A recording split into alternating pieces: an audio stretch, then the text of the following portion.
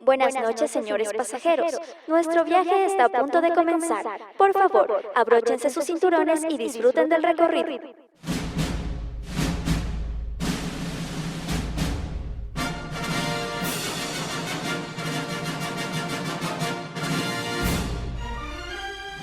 ¡Está vivo!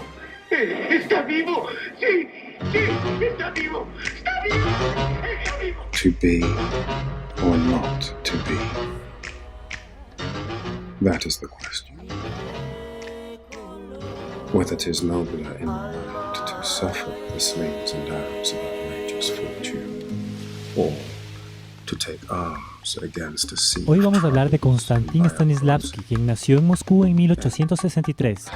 El comienzo de su vida profesional se remonta a 1888, cuando fundó la Sociedad de Arte y Literatura. ¡Feliz Navidad, inmundo animal! ¡Y feliz Año Nuevo! Una radionovela de amor y aventuras.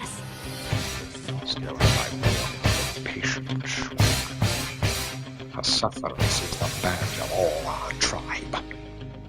You call me misbeliever. Veo gente Dog muerta. and spit upon my Jewish No hay gabardine, nada and más all my insensato y use of dañino.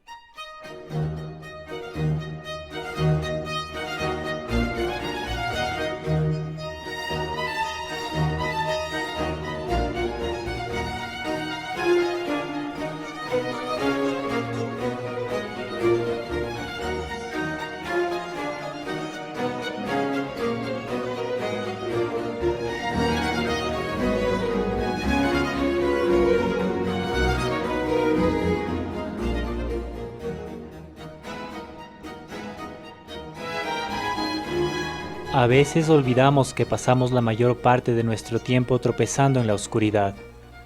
De pronto, alguien enciende la luz y hay bastantes culpas para repartir entre todos. Spotlight. Buenas noches, amigos oyentes. Soy Eric Estrada y me acompaña en cabina Lisbeth Flores. Asimismo le mandamos un gran saludo a la distancia a nuestro compañero César, que nos ayuda en los controles. Hola Eric y a nuestros radioescuchas. Bienvenidos a Ruta Caleidoscopio. Empezamos de nuevo nuestro viaje, siempre recordándoles que nos escuchen por www.hojaderuta.org o Facebook Live por Hoja de Ruta. Lisbeth, ¿qué tendremos para el día de hoy?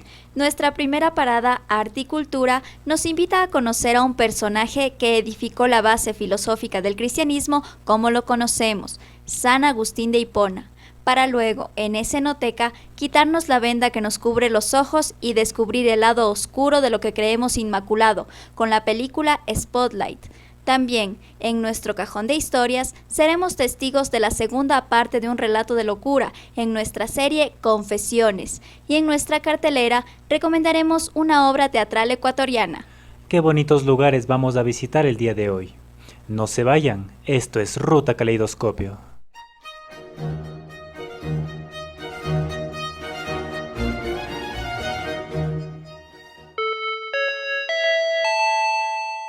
Señores pasajeros, bajo sus asientos podrán encontrar unos folletos que los guiarán en la visita. Primera parada, Arte y Cultura. No encuentro el mío. Toma uno, a mí me dieron dos. Dos. Bueno, gracias.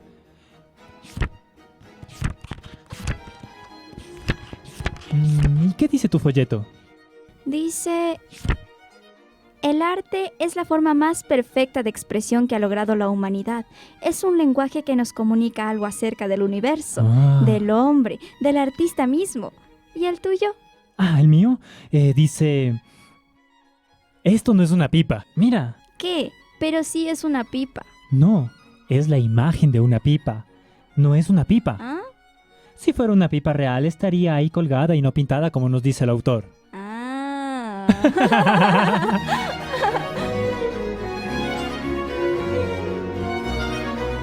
No salgas fuera de ti, quédate en ti mismo. En el interior del hombre habita la verdad. San Agustín de Hipona. Con esto empezamos la Articultura. Hoy vamos a conocer a un hombre que con su profunda sinceridad construyó una doctrina más allá de lo que pudo imaginarse. Estamos hablando de San Agustín de Hipona. ¿Quién fue San Agustín de Hipona? Fue santo, obispo y doctor de la Iglesia Católica. Perteneció a la primera etapa de la filosofía cristiana denominada patrística.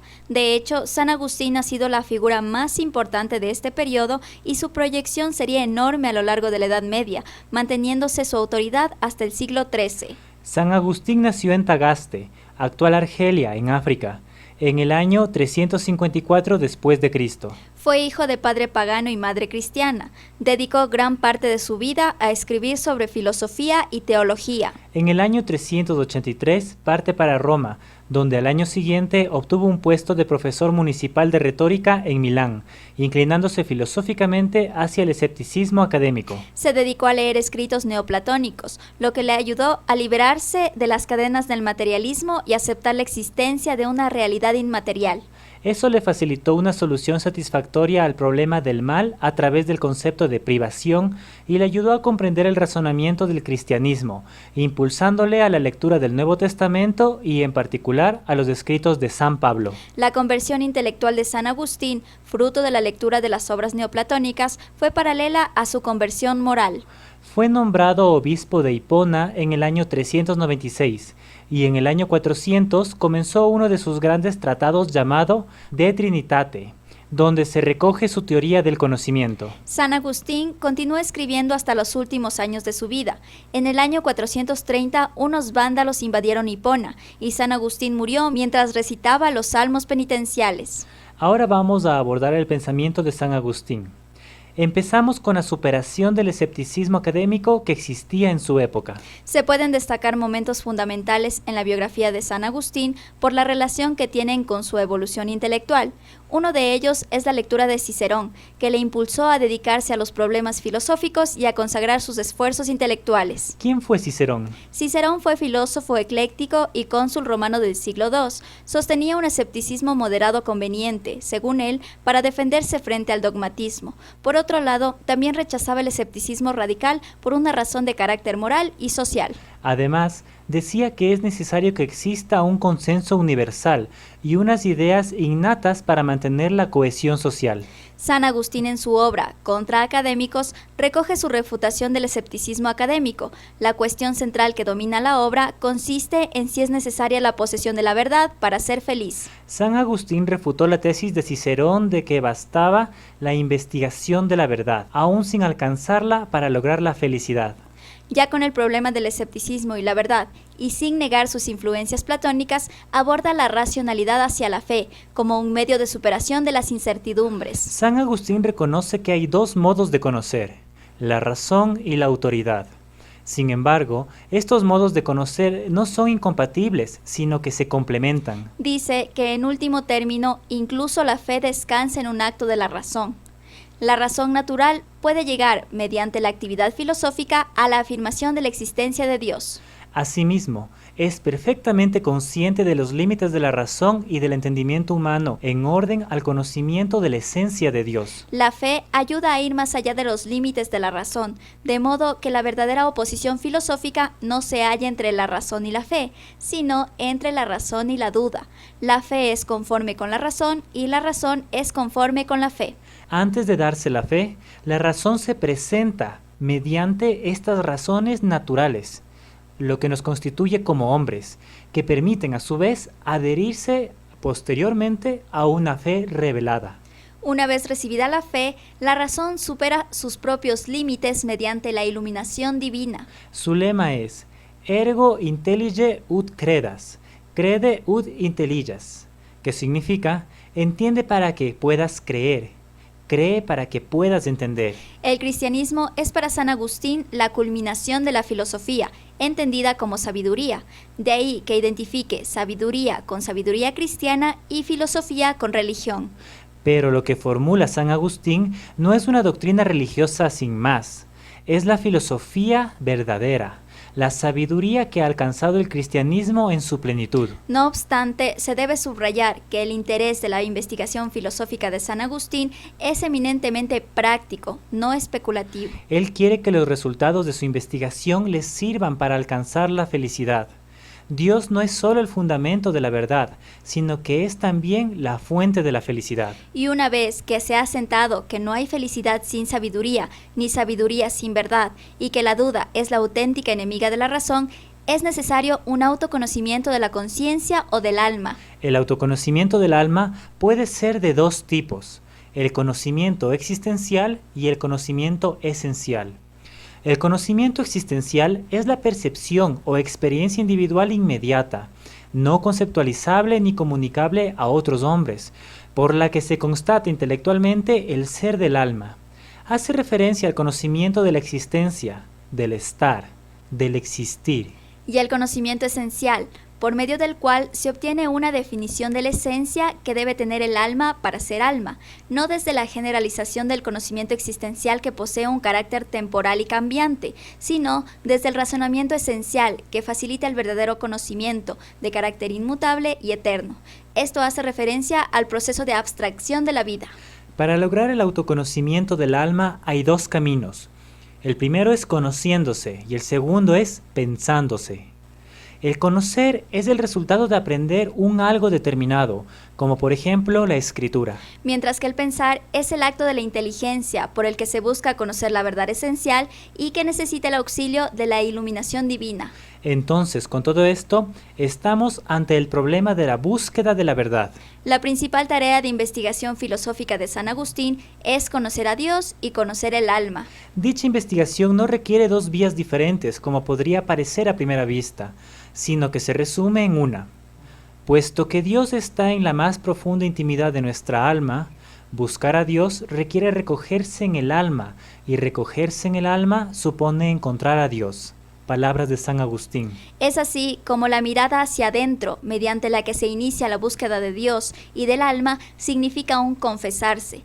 Dicha confesión no se agota en la mera descripción de un estado sentimental interior, sino que trata de aclarar los problemas más profundos que radican en el núcleo del alma, arrojando luz sobre la propia existencia. San Agustín, dentro de esta investigación filosófica, desarrolló su propio método, en donde, primero, el alma debe ser apta para conocer la verdad, para lo cual debe recibir la ayuda de la gracia, es decir, el alma debe ser sana, estar purificada mediante las virtudes sobrenaturales de la fe, la esperanza y la caridad para poder conocer la verdad y ver a Dios. Y segundo, estando sana el alma por las virtudes, es preciso que mire, y esta mirada es la que propiamente lleva a cabo la razón. Cabe aclarar que esta razón no es la razón platónica, porque no depende de la iluminación del mundo de las ideas, sino de la irradiación divina, de la luz eterna de la razón. En esta cuestión, San Agustín se interesó por el modo de percibir la verdad pura,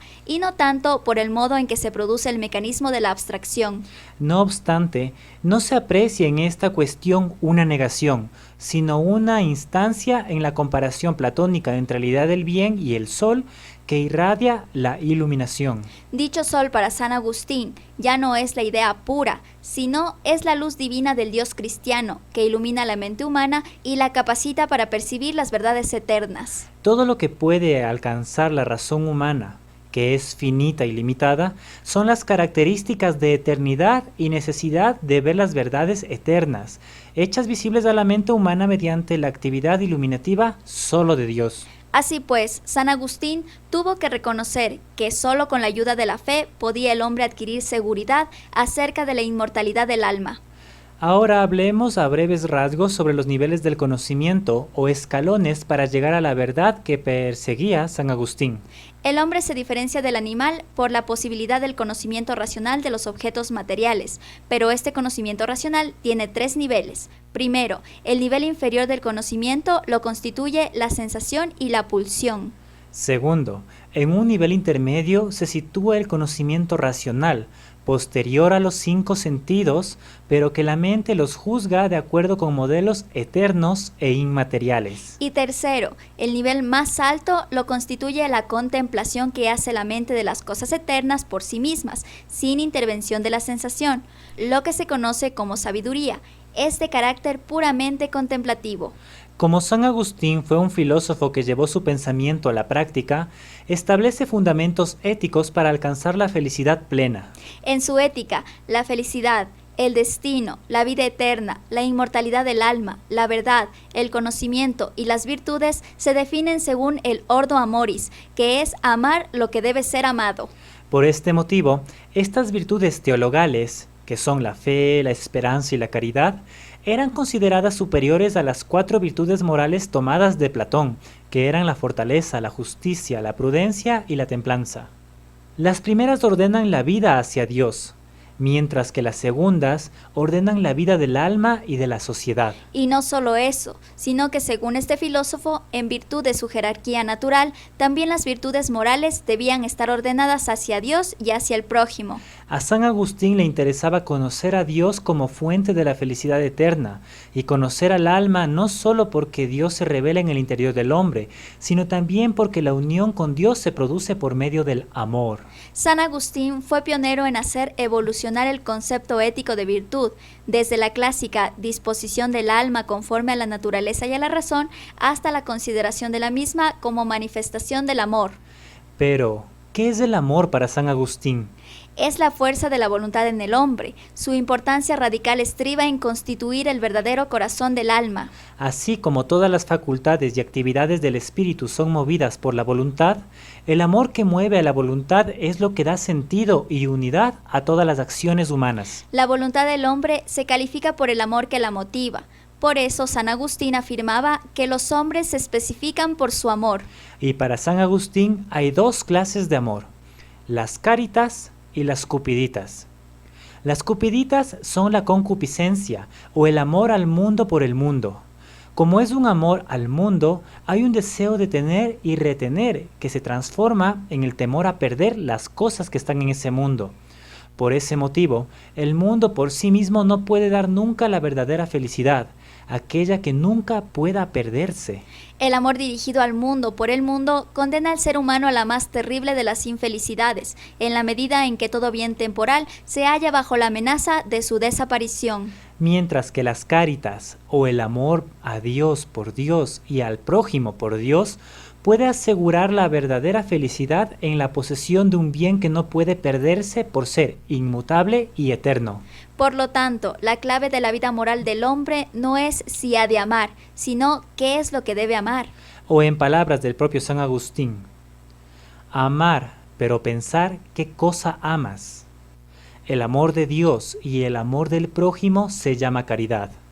El amor del mundo y el amor de este siglo se denomina concupiscencia.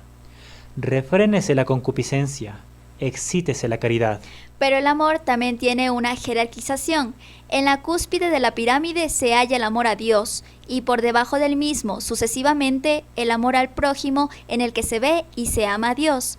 Luego, el amor a uno mismo o a nuestra alma, en la que está Dios. Y por último, el amor al cuerpo o al pecado, el único en el que no se encuentra Dios.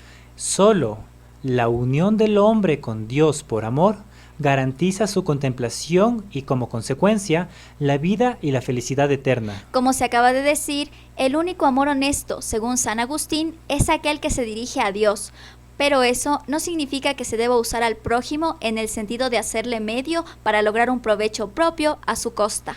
El amor a los demás hombres e incluso el amor a sí mismo debe ser un amor útil, es decir, que debe estar correctamente ordenado con referencia a Dios, o en otras palabras, debe estar subordinado al amor a Dios. San Agustín no solo se enfocó en el amor, sino que también reflexionó acerca del problema del mal, aquello que nos aleja de ese amor y de la felicidad eterna. La raíz última del mal es consecuencia del pecado original cometido por Adán y Eva, en los que se hallaba representada toda la especie humana. Si se habla del mal, se habla del mal moral o pecado. Este depende de la voluntad de la persona y es en consecuencia un acto de libre voluntad. El mal, para San Agustín, existe positivamente en la voluntad del hombre cuando se produce un apartamiento de la ley de Dios a través de un acto culpable y responsable. En este sentido, se habla de obligación y responsabilidad moral por parte de la persona que lo realiza. El mal moral implica que el hombre subvierte el correcto orden de lo que debe ser amado, antepone lo efímero y temporal a lo eterno, o antepone el mundo material antes que Dios. Antes de pasar a nuestras reflexiones, es necesario anotar eventos posteriores que se fundamentaron en el pensamiento de San Agustín. No podemos pasar por alto que San Agustín está en la época de gestación de lo que históricamente se llama la Edad Media. San Agustín constituye la base filosófica del poder absoluto de este periodo, que es la Iglesia. En este contexto, la verdad es Dios y solo la tiene Dios. El hombre está destinado a no conocer, ya que conocer es pecar, es sufrir dolor. El hombre vive sometido al poder de Dios y sus representantes en la tierra son el señor feudal y la Iglesia. Son cerca de 13 siglos dominados por la Iglesia y su doctrina absolutista, donde el hombre está sometido a la fe. El hombre vive en un mundo de injusticias, un valle de lágrimas donde sabe y acepta que está destinado a sufrir, porque tiene la promesa divina de que luego llegará el reino de los cielos para estar con Dios y con su felicidad eterna. Además, existe un peligro inminente para los que desacaten el orden establecido. Existe la Santa Inquisición y el infierno como medios de represión hacia las libertades del hombre, un régimen de terror en el cual el poder establece los límites del albedrío.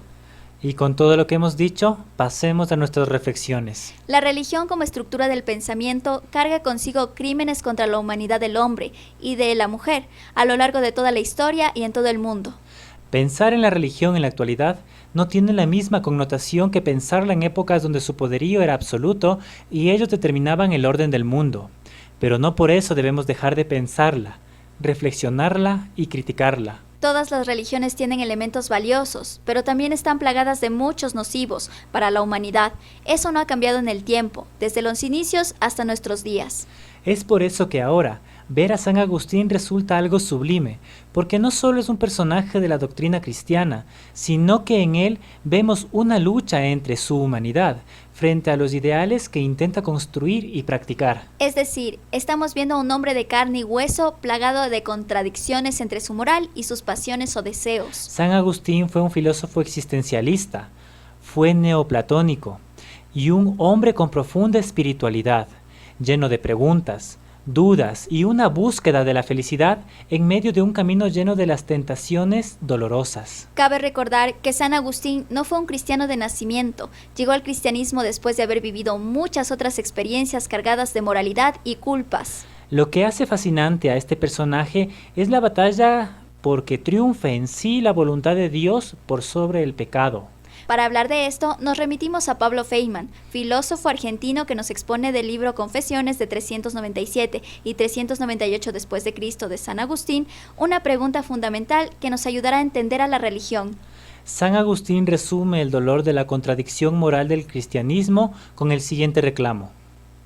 Señor, si me prohibiste pecar, ¿por qué pusiste tanto deseo en mí? San Agustín evidencia la lucha de la pasión por Dios y su contraparte, la pasión por la carne o el sexo. Es evidente que la Iglesia, las Santas Escrituras, tal y como las conocemos, se tornan una utopía espiritual para el santo.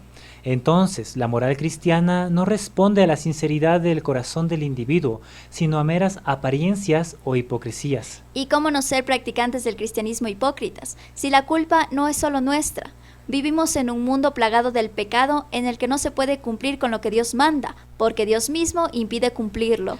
Dios no se muestra como un amor puro hacia nosotros, ya que su libre albedrío está condicionado a las pruebas que hace Él mismo para comprobar nuestro amor. Esto también puede evidenciar que Dios no tiene la suficiente seguridad en el amor que podemos o no sentir por Él.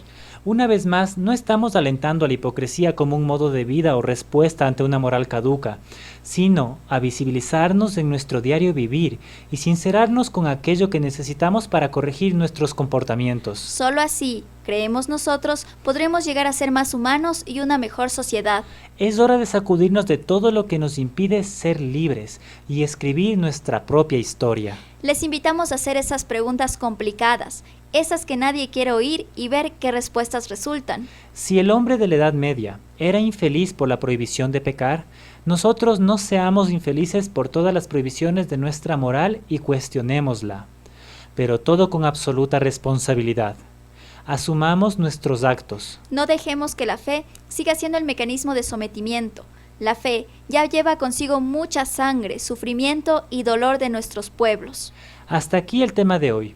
Los dejamos con la canción Here Comes the Sun, del intérprete Josh Harrison. No se despeguen de nuestro programa porque se viene Escenoteca.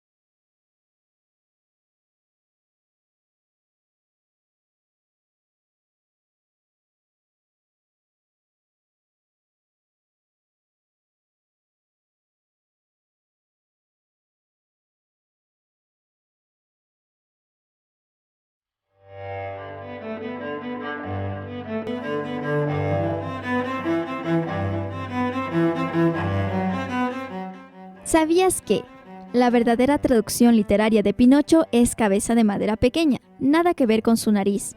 Fue porque su creador, Carlo Lorenzini, habría escrito el cuento como símbolo de rebeldía e inconformidad con el gobierno de ese entonces en Italia. Fue un signo de que no estaba feliz con los políticos, aludiendo que eran unos cabeza de madera pequeña por no gobernar bien.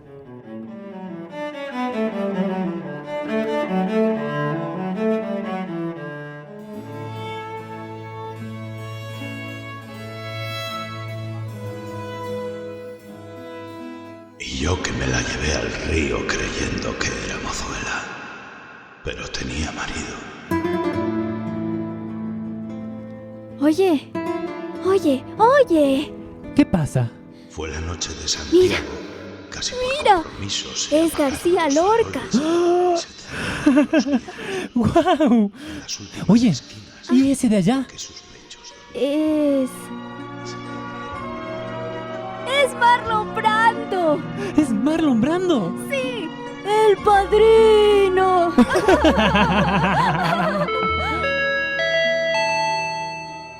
Señores pasajeros, se les recuerda mantener sus manos y pies dentro del cubículo. Siguiente parada, Escenoteca.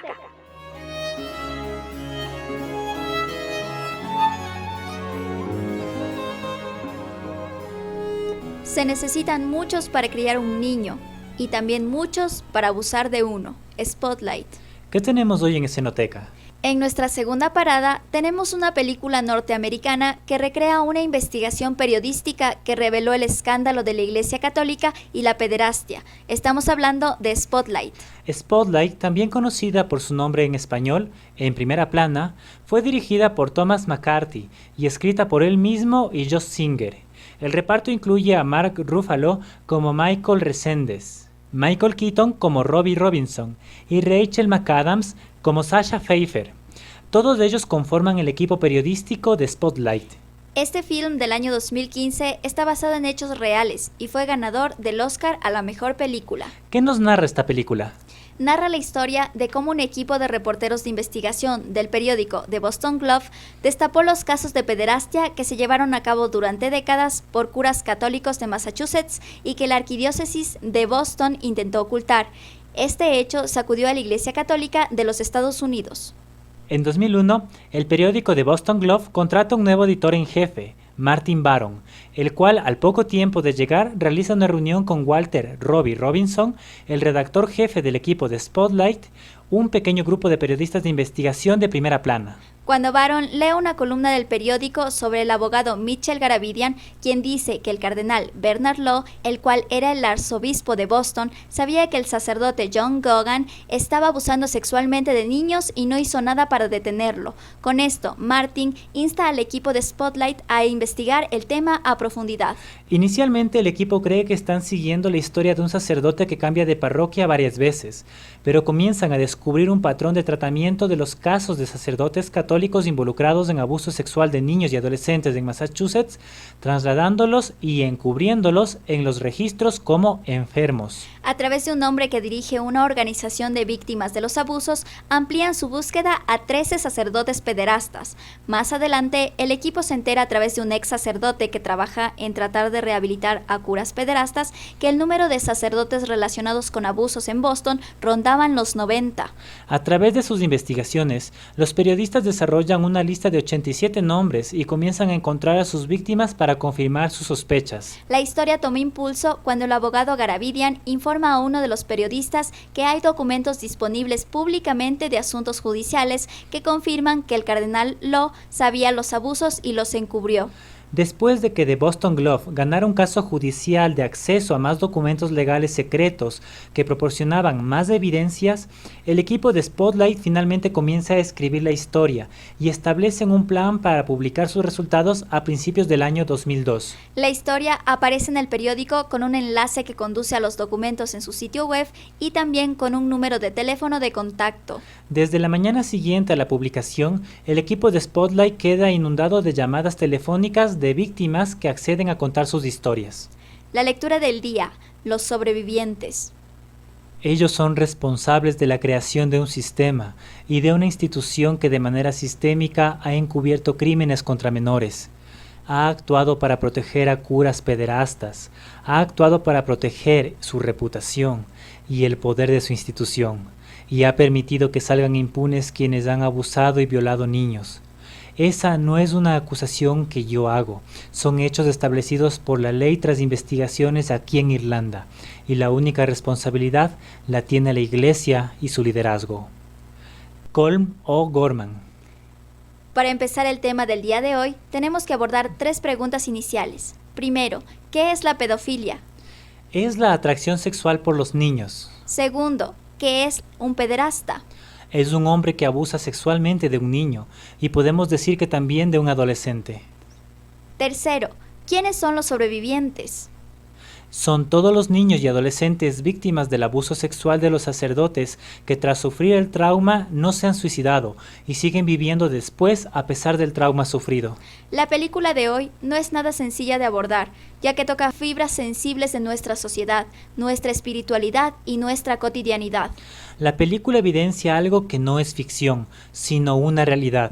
el abuso sexual hacia los niños y adolescentes por parte de las autoridades religiosas en las cuales confiamos ciegamente. Muchos ejemplos de estos casos hemos oído en todas partes, y esto hace que la película sea una revelación ya conocida, pero oculta.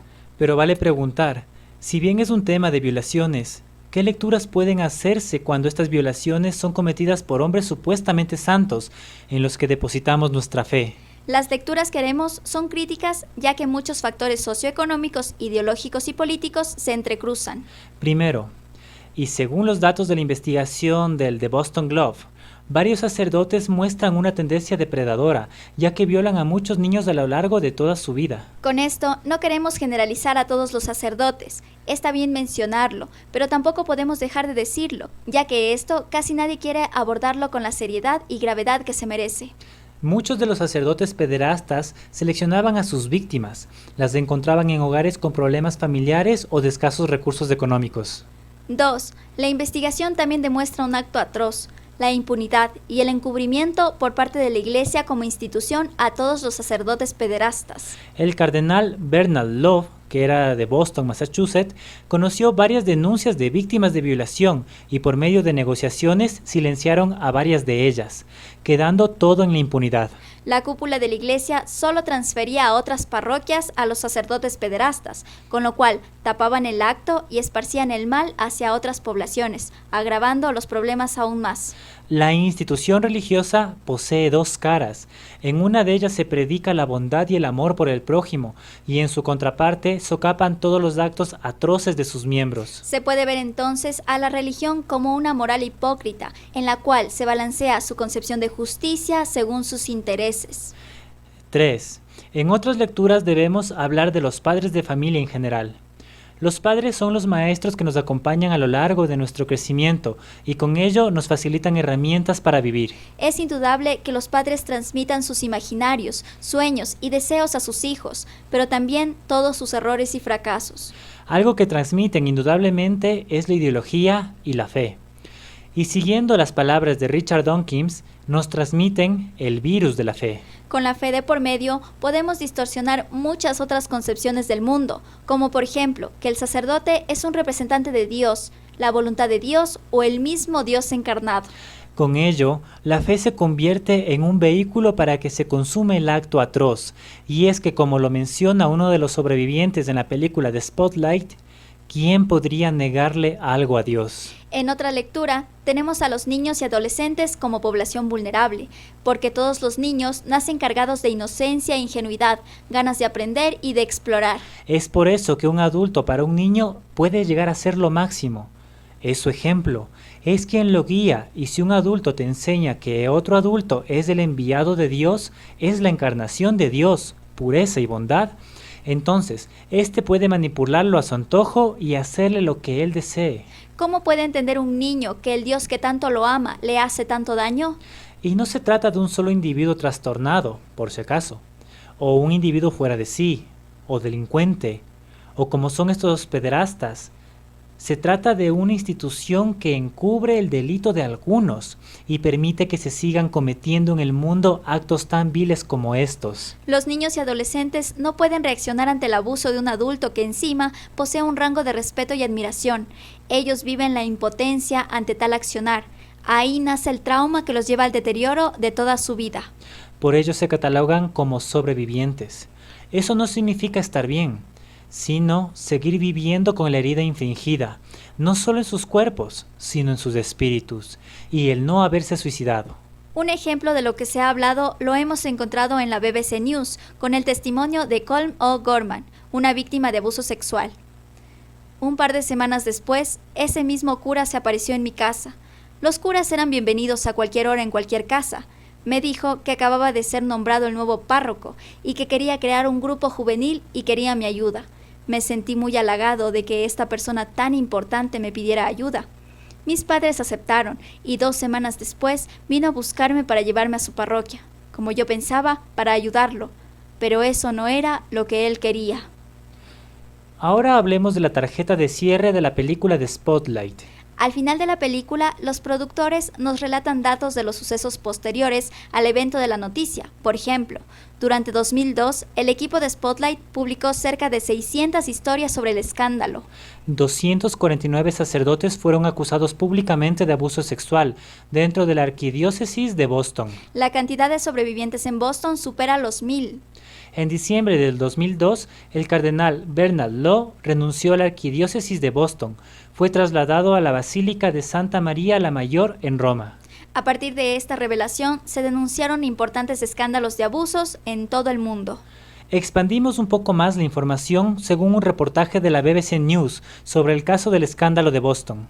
La Iglesia permitió el abuso de un cura durante años. Este fue el titular con el que el equipo de investigación del diario The Boston Globe acusó en el año 2002 a la arquidiócesis de Boston. Aunque en un principio el diario apunta a un solo responsable, la investigación culminó en una serie de historias que acusaban a la iglesia de Boston y al cardenal Bernard Law de encubrir los abusos de decenas de sacerdotes pedófilos entre 1984 y 2002. Pero la carrera eclesiástica de Law no se terminó entonces, a pesar de la presión que sufrió el que había sido el prelado católico más influyente de Estados Unidos. En efecto, tras el escándalo, el cardenal fue nombrado en el año 2004 arcipreste de la iglesia de Santa María Maggiore, una de las 4 basílicas más simbólicas de Roma. El cargo en Santa María Maggiore no es particularmente importante dentro de la jerarquía católica, es más bien honorífico.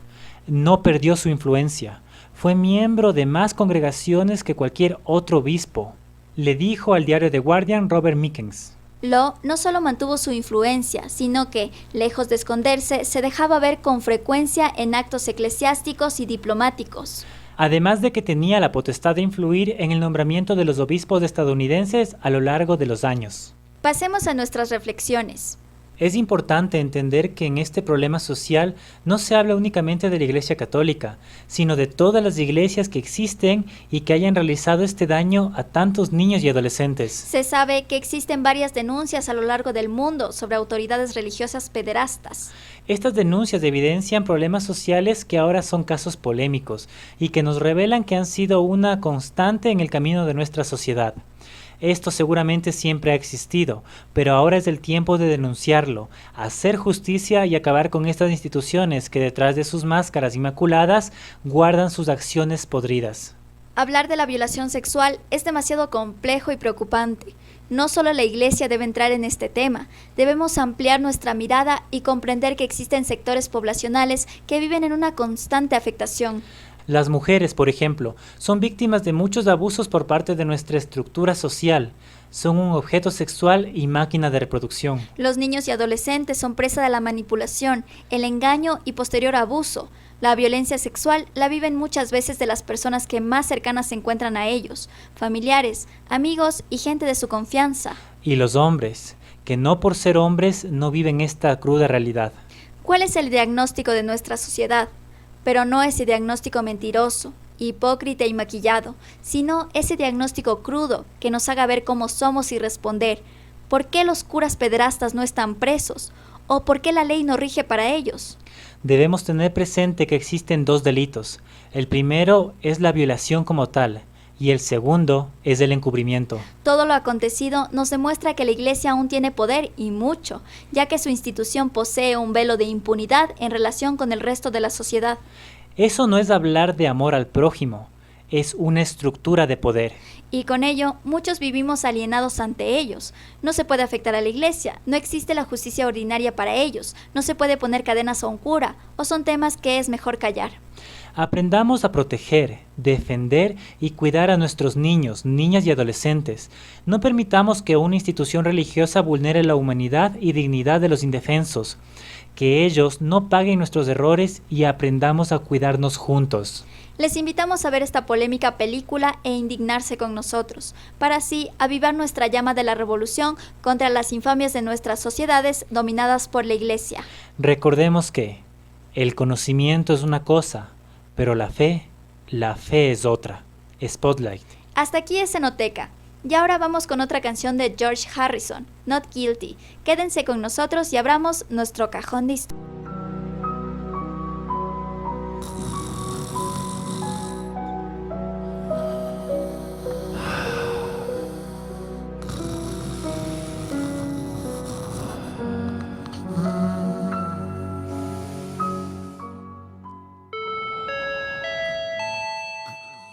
Señores pasajeros, les sugerimos ponerse cómodos en sus cubículos, cerrar los ojos y sentir.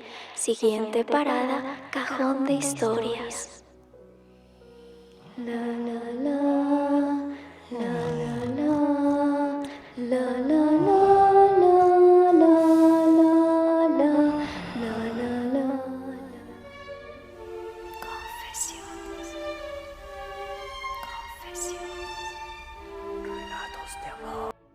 Relato de locura. El gato negro de Edgar Allan Poe. Parte 2. Mañana voy a morir y quiero de algunos pájaros, peces de colores, un hermoso perro, conejos, un mono pequeño y un gato. Plutón, así se llamaba el gato. Me fui volviendo más irritable, malhumorado e indiferente hacia los sentimientos, sujetando al pobre animal por el pescuezo. Le saqué un moco. ¿Quién nos ha sorprendido a sí mismo 100 veces en los momentos de que cometía una acción estúpida o malvada? Lo ahorqué mientras las lágrimas me brotaban en los ojos y el más amargo remordimiento me retorcía el corazón por la simple razón de que no debía cometerlo. Durante meses no pude librarme del fantasma del gato. Era un gato negro.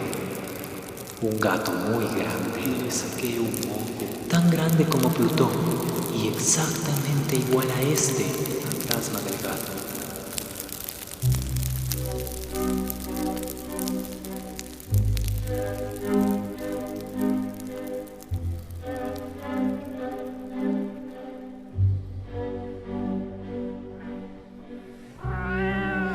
Cuando estuvo en casa, se acostumbró enseguida y pronto se convirtió en el gran favorito de mi mujer. Por mi parte, de a poco sentía que nacía en mí una antipatía hacia el animal. Era exactamente lo contrario de lo que yo había esperado. Pero, sin que pueda justificar cómo ni por qué, su evidente afecto por mí me disgustaba y me irritaba. Lentamente tales sentimientos de disgusto y molestia se transformaron en la amargura del odio. Procuraba no encontrarme con el animal. Un resto de vergüenza y el recuerdo de mi acto de crueldad me frenaban de maltratarlo. Durante algunas semanas no le pegué, ni fue la víctima de mi violencia, pero gradualmente, muy gradualmente, llegué a sentir una inexpresable repugnancia por él y a huir en silencio de su odiosa presencia, como si fuera un brote de peste.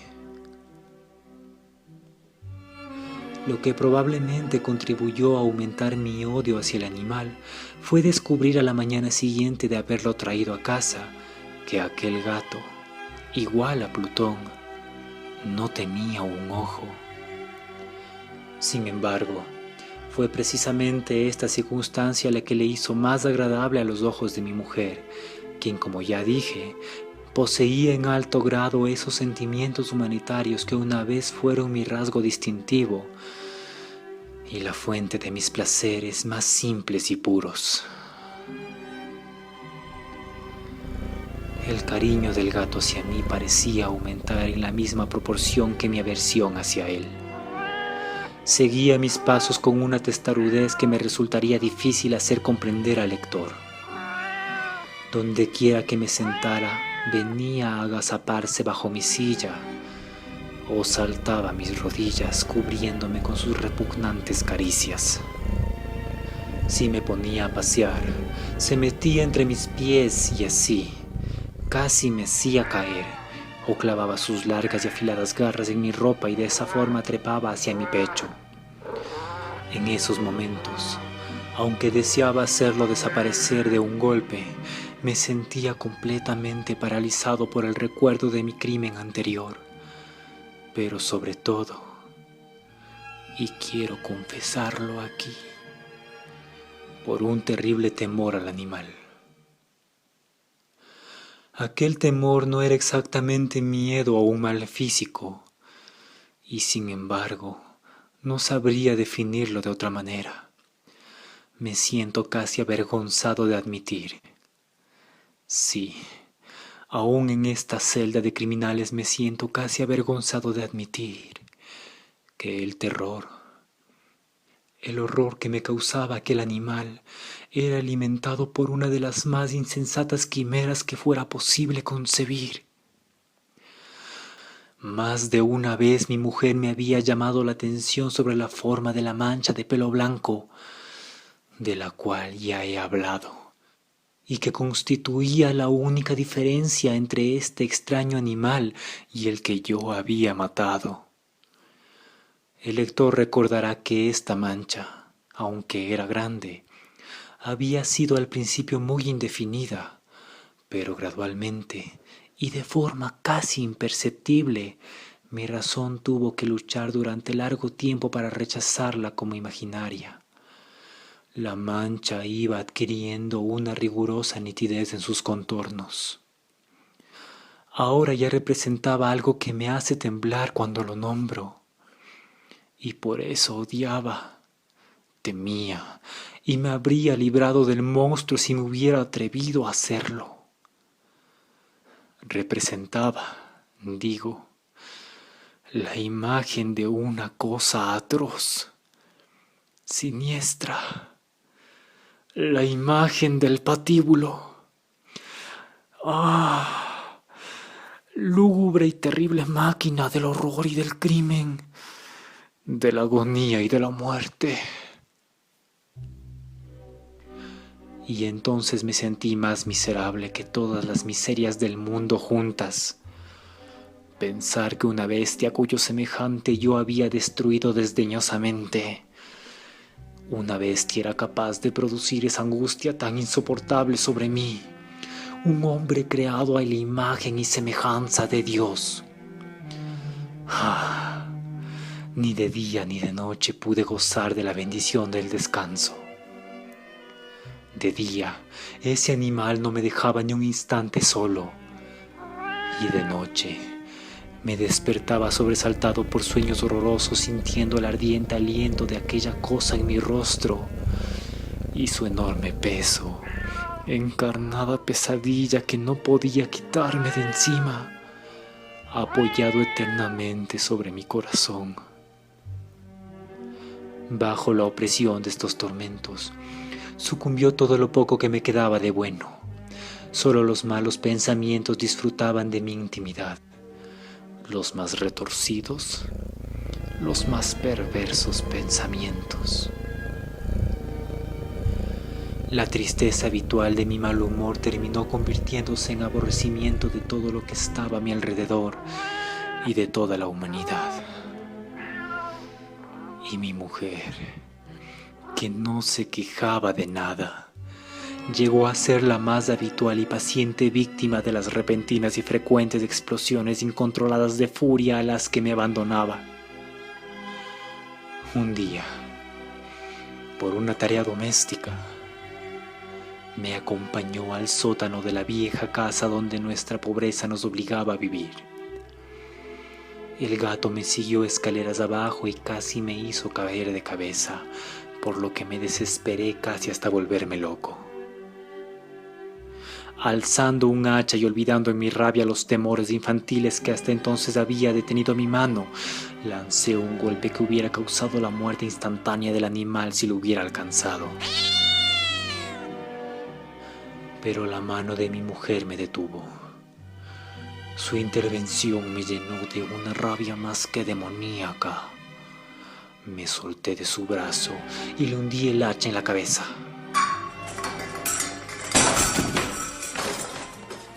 Cayó muerta a mis pies, sin un quejido.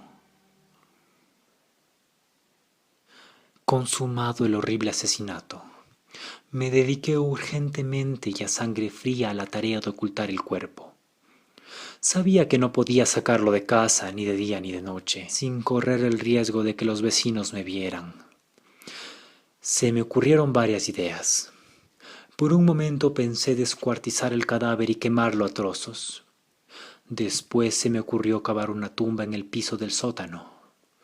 Luego, consideré si no convenía arrojarlo al pozo del patio o meterlo en una caja, como si fueran mercancías, y llamar a un mozo de cuerda para que lo retirase de la casa. Por fin, di con lo que me pareció el mejor recurso. Decidí emparedar al cadáver en el sótano, tal como se cuenta que los monjes de la Edad Media emparedaban a sus víctimas. El sótano se prestaba bien para este propósito. Las paredes eran de un material poco resistente y estaban recién encaladas con una capa de yeso que la humedad del ambiente no había dejado endurecer. Además, en una de las paredes había un saliente, una falsa chimenea que se había rellenado de forma que se pareciera al resto del sótano. Sin ningún género de duda se podían quitar fácilmente los ladrillos de esta parte, introducir el cadáver y tapar el agujero como antes, de forma que ninguna mirada pudiera descubrir nada sospechoso. No me equivocaba en mis cálculos. Con una palanca saqué fácilmente los ladrillos y después de colocar con cuidado el cuerpo contra la pared interior, lo mantuve en esa posición mientras colocaba de nuevo los ladrillos en su forma original. Después de procurarme argamasa, arena y cal, preparé con precaución un yeso que no se distinguía del anterior y revoqué cuidadosamente el enladrillado. Terminada la tarea, me sentí satisfecho de que todo hubiera quedado bien. La pared no mostraba la menor señal de haber sido alterada. Recogí del suelo los cascotes más pequeños y triunfante miré alrededor y me dije: aquí, por lo menos, no he trabajado en vano. El paso siguiente consistió en buscar a la bestia que había causado tanta desgracia, pues por fin me había decidido a matarla. Si en aquel momento el gato hubiera aparecido ante mí, habría quedado sellado su destino. Pero por lo visto, el astuto animal, alarmado por la violencia de mi primer acceso de cólera, se cuidaba de aparecer mientras no se me pasara mi mal humor. Es imposible describir ni imaginar el profundo y feliz sentimiento de alivio que la ausencia del odiado animal trajo a mi pecho.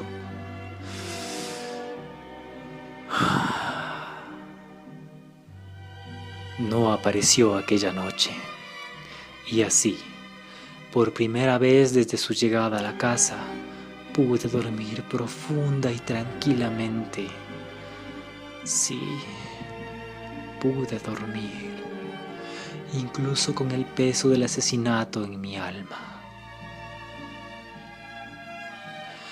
Pasaron el segundo y el tercer día y no volví a mi atormentador. Una vez más respiré como un hombre libre. El monstruo aterrorizado había huido de la casa para siempre. No volvería a verlo. Grande era mi felicidad y la culpa de mi negra acción me preocupaba poco. Se hicieron algunas investigaciones a las que me costó mucho contestar. Incluso registraron la casa, pero naturalmente no se descubrió nada. Consideraba que me había asegurado mi felicidad futura. Al cuarto día, después del asesinato, un grupo de policías entró en la casa intempestivamente y procedió otra vez a una rigurosa inspección. Seguro de que mi escondite era inescrutable, no sentí la menor inquietud. Los agentes me pidieron que les acompañara en su registro. No dejaron ningún rincón ni escondrijo sin revisar. Al final, por tercera o cuarta vez bajaron al sótano. No me temblaba ni un solo músculo. Mi corazón latía tranquilamente como el de quien duerme en la inocencia. Me paseaba de un lado a otro del sótano. Había cruzado los brazos sobre el pecho e iba tranquilamente de acá para allá. Los policías quedaron totalmente satisfechos y se disponían a marcharse. El júbilo de mi corazón era demasiado fuerte para ser reprimido. Ardía en deseos de decirles, al menos, una palabra como prueba de triunfo y de asegurar doblemente su certidumbre sobre mi inocencia. «Caballeros», dije por fin cuando el grupo subía las escaleras, «me alegro de haber disipado sus sospechas. Les deseo felicidad y un poco más de cortesía. Por cierto, caballeros, esta casa está muy bien construida». En mi rabioso deseo de decir algo con naturalidad, no me daba cuenta de mis palabras. «Repito que es una casa excelentemente construida. Estas paredes». «Ya se van ustedes, caballeros». «Ah, estas paredes son de gran solidez». Y entonces, empujado por el frenesí de mis bravatas, golpeé fuertemente con el bastón que llevaba en la mano sobre la pared de ladrillo, tras la cual estaba el cadáver de la esposa de mi alma.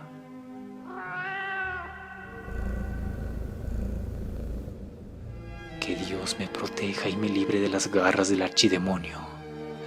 Apenas había cesado el eco de mis golpes y una voz me contestó desde dentro de la tumba. Un quejido, ahogado y entrecortado al principio, como el sollozar de un niño, que luego creció rápidamente hasta convertirse en un largo, agudo y continuo grito, completamente anormal e inhumano. Un aullido, un alarido quejumbroso, mezcla de dolor y de triunfo, como solo puede surgir en el infierno de la garganta de los condenados en su agonía y de los demonios gozosos en la condenación. Hablar de lo que pensé en ese momento es una locura. Presa de vértigo, fui tambaleándome hasta la pared enfrente. Por un instante el grupo de hombres de la escalera se quedó paralizado por el espantoso terror. Luego, una docena de robustos brazos atacó la pared, que cayó de un golpe. El cadáver, ya corrompido y cubierto de sangre coagulada, apareció de pie ante los ojos de los espectadores. Sobre su cabeza, con la roja boca abierta y el único ojo de fuego, estaba agazapada la horrible bestia cuya astucia me había llevado al asesinato y cuya voz delatora me entregaba ahora al verdugo.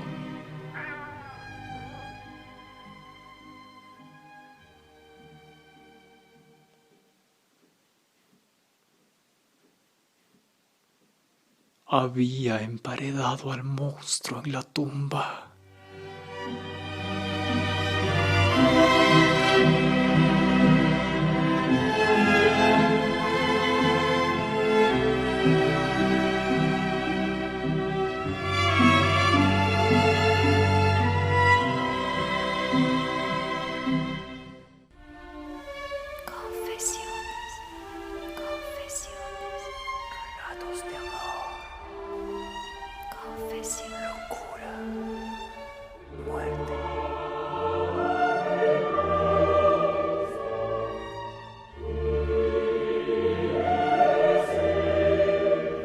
Confesiones. Relatos de amor, locura, y muerte. Realizado por Lisbeth Flores y Eric Estrada. Saudade Teatro Contadores de Historias. Ruta Caleidoscopio 2020.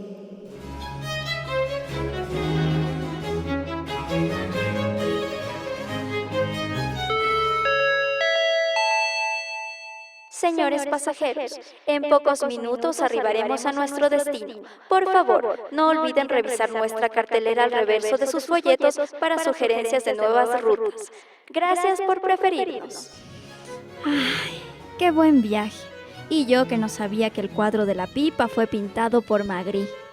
No es Magritte, es Magritte. Ah. Igual, yo también pensé que ya lo conocía todo. Bueno, veamos qué más podemos visitar En Ruta Caleidoscopio. Vamos, mira acá. Sí,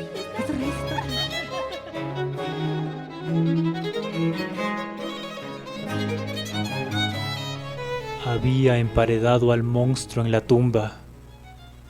El gato negro. Así ha concluido la segunda parte de un relato de locura. Esperemos saber qué nos trae la próxima semana nuestra serie Confesiones.